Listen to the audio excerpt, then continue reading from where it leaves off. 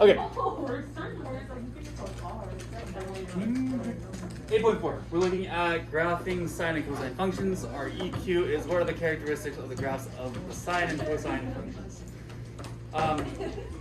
As per usual, for these graphs, I'm not super concerned about you guys drawing out tables, plotting out the points, and drawing out the graphs physically, because we have Desmos, and Desmos is nice, and it graphs everything for us, yes?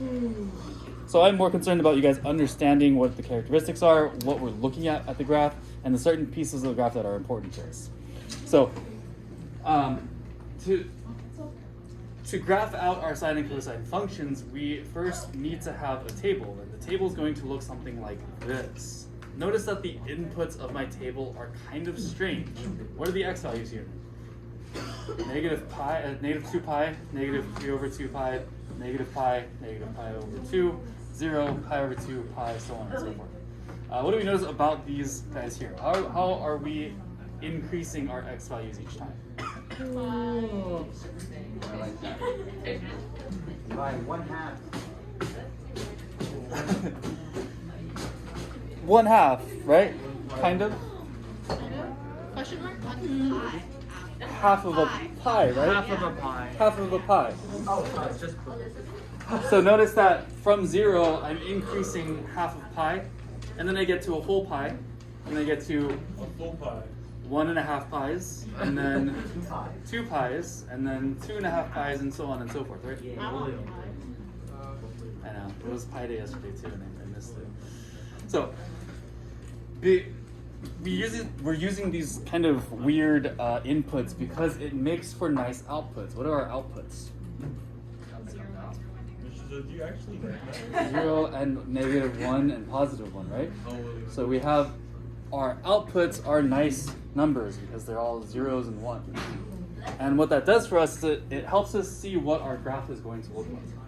So if I were to plot out these sine points on this graph here, notice that my graph has different x-axis as well, counting by half of pi each time. Then my first point's going to be at 0. My next point's going to be at 1, 0, -1, 0, +1, 0, -1. What do we notice about this? What's happening to it? It's going, yeah, it's kind of moving up and down, yes? So we call this a sine wave. It's called a wave because it's going up and down, kind of like the ocean, right? Wow. Yeah, when you connect these, please don't make mountains. We're not making mountains, we're making waves. So instead of making sharp edges here, we are going to go curves. Real sines have curves. Cool. So this is what our parent function looks like for our graph of sine. And there are a couple of things that are important about this graph. First things I want to look at are what are my minimum and maximum values? What's the highest point that this graph hits? 1. So my maximum value is going to be 1. What would my minimum value be? -1. It goes down to -1 and it swings back up. So my minimum here is -1. So minimum, maximum, I think we're pretty familiar with those things. And we also have what's called our amplitude. So our amplitude is telling us basically what is the height of this guy, which is really similar to our minimum and maximum. But what we're looking at when we're talking about amplitude is I'm specifically looking at from 0 up.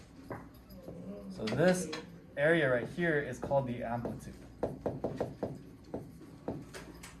And in this case, my amplitude is 1 because it's going from 0 to 1. And my amplitude kind of reflects on the positive and negative y values. If I have an amplitude of 1, then my graph is going to go down to -1. If I have an amplitude of 5, then my graph would go down to -5. Does that make sense? So however high up my graph goes, it also dips down that low as well. Good? Does that make sense? So this is our amplitude. And we also have what's called a period. So if you notice, this graph is kind of repeating itself, yes? Yes. It goes up, goes down, hits the center, goes up, goes down, hits the center, goes up, goes down, hits the center. You guys get what's going on. So what we have here from 0 up until 2 pi is what we call a period.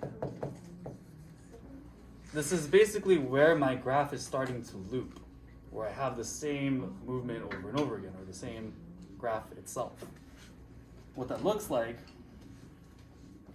from 0, I am increasing, decreasing, and then hitting 0, and then from this point, it's going to repeat that same process.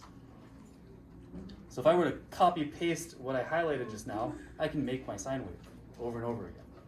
Does that make sense? Yeah. So our period here is 2 pi, and our amplitude is 1. So this is technically our height,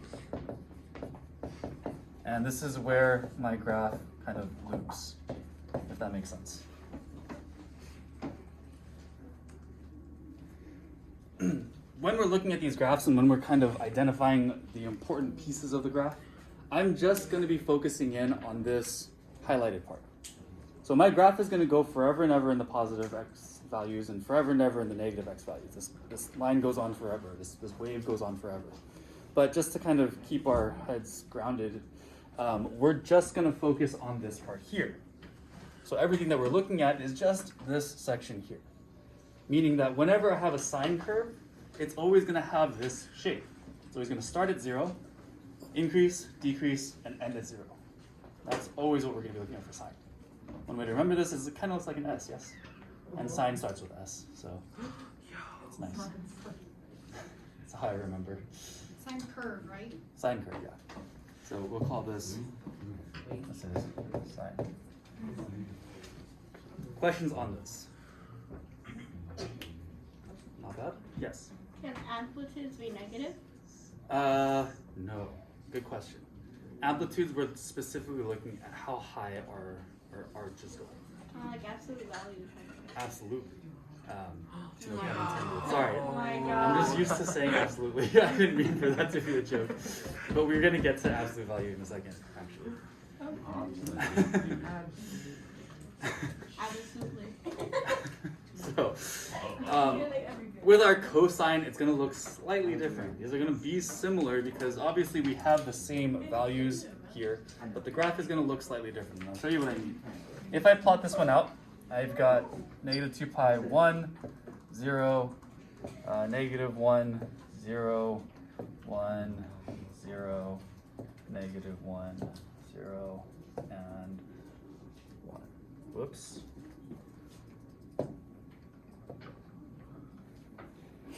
How does this graph look different from my sine graph? Does it look different? That is different. So it's like a positive.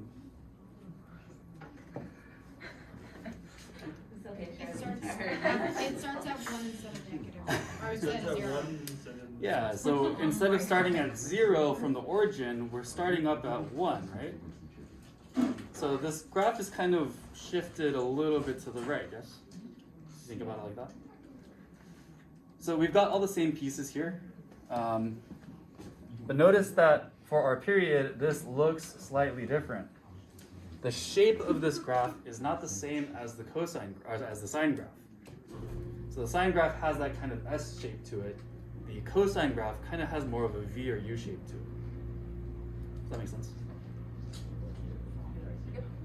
Cool. So if we are given a graph, we can identify whether it is sine or cosine just by looking at the shape of it. Where it's starting at 0. If we're starting at 1, then we know we have cosine. Or if we're starting higher up, then it's cosine. If we know that's starting at 0, we have a sine graph. And this is going to be our cosine. Again, these guys have the same amplitude and they have the same period because they are the parent functions. Nothing's been altered about them. Does that make sense? Okay. Questions on this?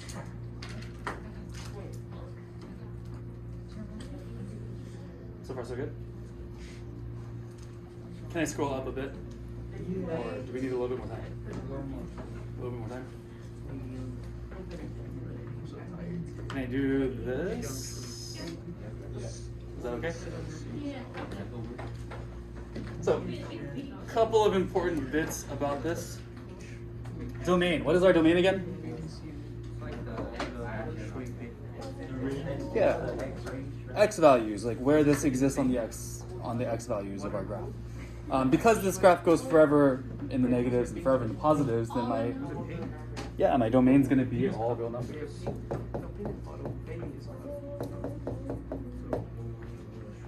What's my range going to be? Positive 1 to negative 1. Yeah, I'm between these two highs and lows are my minimum and maximum. So I'm between negative 1 and positive 1. So I can say that my range is negative 1 to positive 1. Obviously, my range would change if I had a different amplitude. Because if my amplitude was higher, that means that my range is going to be higher and lower. Before our parent function, it's going to be 1. The amplitude, we can find the amplitude by taking the maximum value, the minimum value, subtracting them, and dividing by 2. So I can take the max minus the min, divide by 2. But there is an easier way to find the amplitude, and I'll show you in just a second. And each function here is periodic, which means that it has this kind of looping nature. So it's going to kind of do the same loop over and over again. It's going to repeat the same portion of the graph. And that part that I highlighted, we call this a cycle. So this part of our graph is called a cycle, because there's another one right here. And if I keep this going, there would be another one right here. And there would be another one right here. And we call the length of that the period. Cool. Questions? Okay. We also have intercepts. We have x-intercepts on both of these guys. Notice that for my cosine wave, we have 2 x-intercepts. One right here and one right here. And for my sine wave, we have 3 x-intercepts. We have one more x-intercept on our sine wave because it's kind of looping back around. Cool. Questions on this? Okay. So, good? No. In a little bit. I have a little bit more stuff to cover. I know this is a lot of information to take in at once, but almost done. I don't understand until I do example. Alright, can I scroll down? So last thing I want to cover before doing some examples is our stretch and shrink. So again, like I said, our A value is going to be our stretch and shrink. That applies to this as well.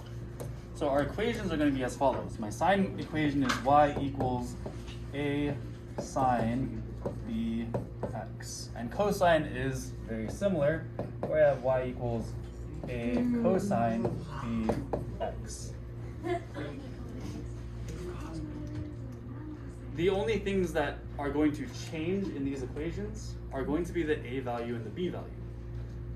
My parent function for this would be y equals sine of x, meaning that there's no A value, there's no B value, and this is our bare bones.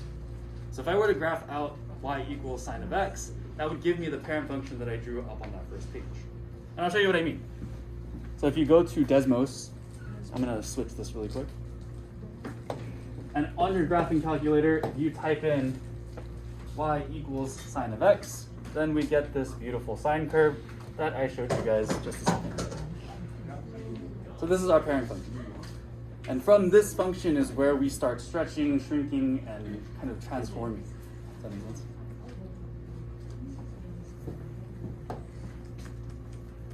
And again, our A value here, this tells me if I have a vertical stretch or shrink.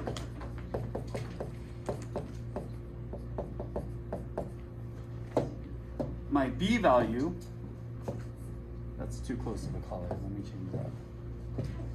My B value tells me if I have a horizontal Vertical stretch or shrink. And these are kind of easier to remember than what we were doing before because this kind of makes sense in terms of what we're doing with our graph. If I'm vertically stretching this, that means that my graph is getting taller. If I'm vertically shrinking it, that means I'm squishing my graph down. Same with horizontal. If I'm horizontally stretching this, that means that the waves are going to be further apart.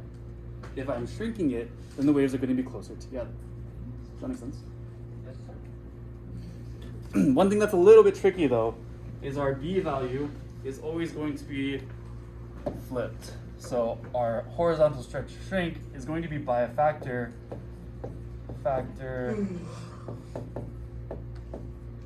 of 1 over b.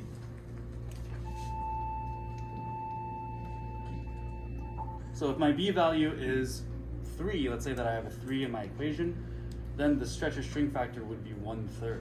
And because it's a fraction, it's going to be a shrink. Does that make sense? So basically the b value is always going to be opposite of what it's written as. So if I have a fraction in my equation, it's a whole number. If it's a whole number in the equation, it's written as a fraction. So the reciprocal? Yeah.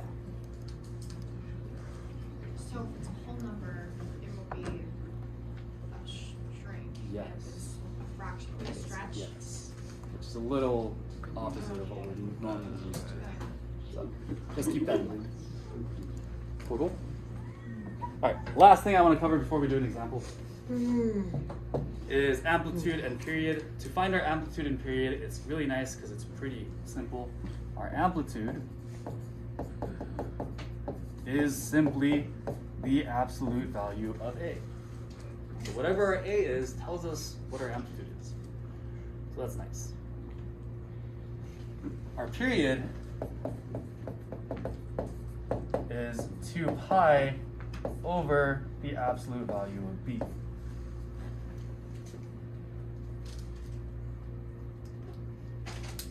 So if I don't have a B value, then my period is going to be 2 pi. And we saw that with the other graphs that I drew on the first page. They both ended at 2 pi.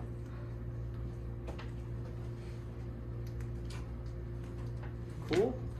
All right. A lot of information, yes, but how are we doing? So far, so good? All right, we're gonna do an example right now. So, example 1 says, use Desmos to graph for sine of x, identify the amplitude, period, x-intercepts, maximums, and minimums. So, a lot of this we can do without even having to graph this out. I can look at my equation and understand what the graph will look like just by identifying my a value and my b value. So I'll show you guys what I mean. Do I have an a value here? Yeah. Yeah, what's my a value? 4. We know it's 4 because it's in the very front. So this is my a value. A equals 4. Do I have a b value? No. Because I don't have a b value, I can assume that my b value is 1. Good. So using this, I can already see what my amplitude and what my period is going to be just by using these two equations right here. What is my amplitude? 4. Easy, right? So my amplitude is 4, and my period is going to be 2 pi over 1. So 2 pi over 1, or we can just say that it's 2 pi. Either one works.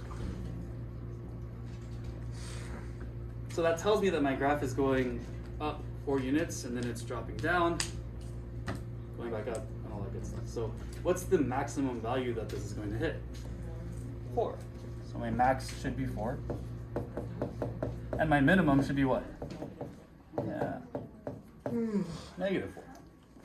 So again, however high up we're going on the positive axis, we can do the same in the negative.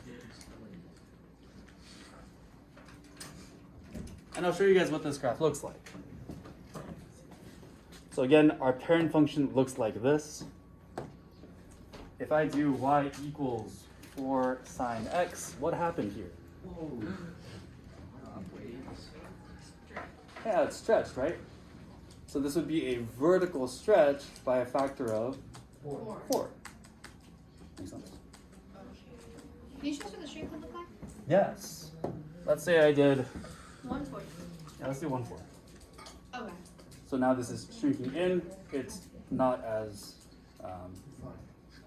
Wavy. wiggly. What More would straight. 0.1 look like? 0.1. The less you do it, the more of a straight line it looks like. 0.0001. Basically, the smaller the number gets, the more it's a straight line, but it's still gonna have a little bit of wave to it. So, what was I doing? Stretch. Stretch. Thank you. I was like, This is a vertical stretch by a factor. Not bad. How much time do we have? 3 minutes. No, we don't.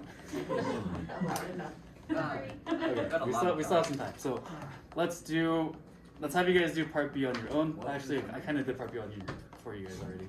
oh, bad.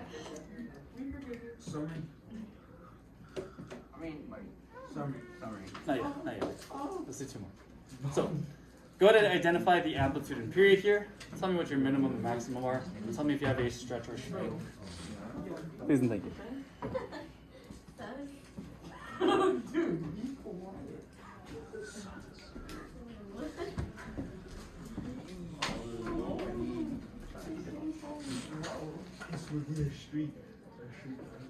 Wait, why is it on the side of your phone?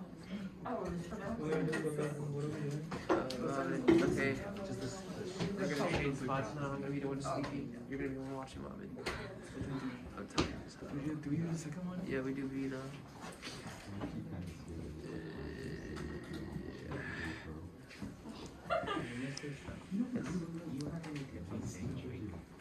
I'm so tired of that too. That doesn't work. Because it's the adrenaline. That's why because it caffeine. It wakes up your stomach.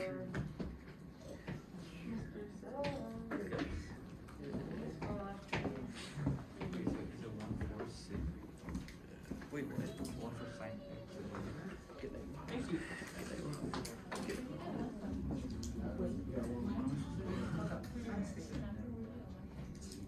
B is because there's no B.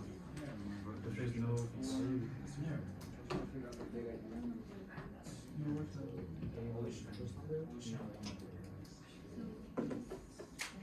no, the sign is the hardest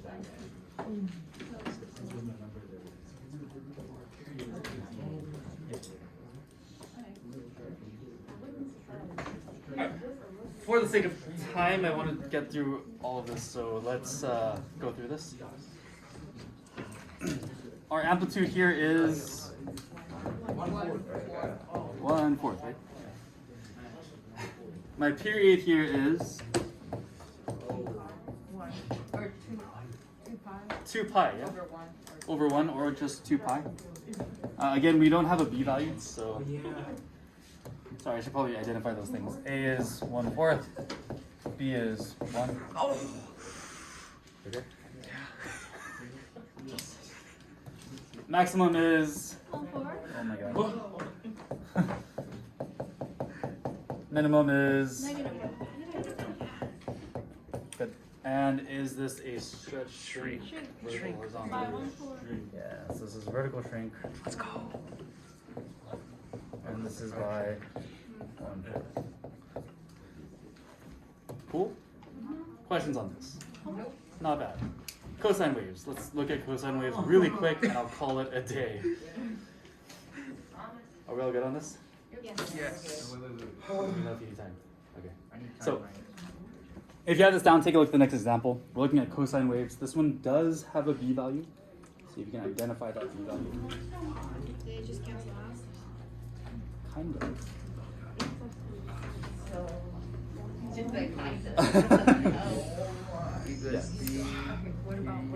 Not everything cancels, but some Well, of them. yeah, not everything. Wait, we didn't even do cosine. For the second one. Yeah. Alright. So, take a look at this. What is my a value? 3. A value is 3. What is my b value? 5. Pi. So we're going to use these guys to figure out our amplitude and our period. So our amplitude is going to be 3. Amplitude is 3 because that's our A value. Our period It's 2. is Dos. 2 pi over pi. And my pi's are going to cancel out. So I'm left with just Dos. 2. Good. My max and min are going to be 3, 3 negative and 3. negative 3. Oh, this is easy. I wasn't sure if she was saying the whole thing cancels, right? So some of it cancels. Yeah, 'cause And like here's, opposite, I think, the tricky part. opposite I have a vertical stretch, yes? horizontal shrink Got 3. by a factor. Vertical stretch It by, flips. Right? yes. And I have a horizontal Shrink. shrink by 1 over One pi, over right? pi. Does that make sense? Yes. Okay. So do we only do the horizontal shrink or stretches when it comes to the Cosine? cosine? No, they'll have them on sine as Only well. if there's- Only if there's a b value. Okay. Yeah. Yeah, so you could have a b value on your sine function as well. So just to show you guys what's happening here, if I have a vertical stretch, that means it's getting taller. And if I have a horizontal shrink, that means that my waves are getting closer together. So if I graph this on Desmos, we'll do 3 cosine pi x. So let's do y equals cosine of x. And let's do y equals, what was it, 3 cosine Pi x. pi x. Yeah. So notice how these are getting taller, It's free. and notice that these waves are getting closer together. It's free. So it's shrinking horizontally and it's stretching vertically. Make sense? Yes. Did you get the 1 over pi? One of those? Horizontal shrink. Whatever my b value is, my horizontal shrink is always 1 over b. Oh. Okay, good? You guys want to do the last one or you guys want to call it? All of the day. All of the day. Let's do it? Wait, we should do the last one. Can we do the last one? Yeah. Okay, let's do it. Alright, a value, 1/2. b value, 2 pi. 2 pi. So that means that my amplitude is going to be, and my period will be, yeah, it's 2 pi over 2 pi. So that's just 1. Oh, this is easy. Oh, sorry, one more thing I wanted to mention. Sorry. If you look at our graph for this one, notice that our period was 2, right? So because this shrunk down a bit, our singular curve ends right here at 2 instead of stretching all the way over to this value here. So.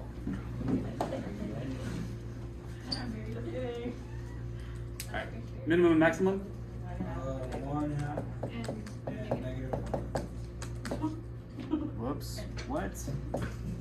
Guys, I'm trying to speed run this and it's not working. So I don't like recipes or anything. And what's happening to our graph? Vertically shrinking, so this is going to get smaller vertically. So I have vertical shrink.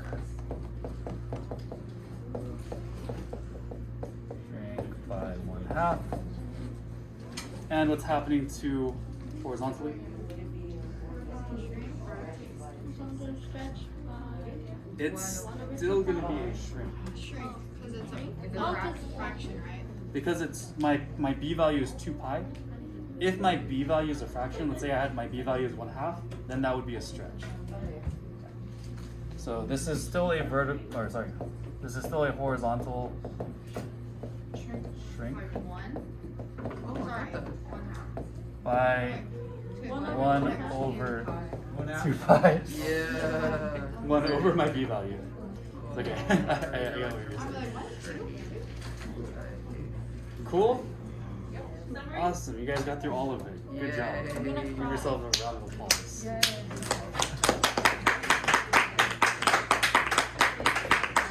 Why did you do that?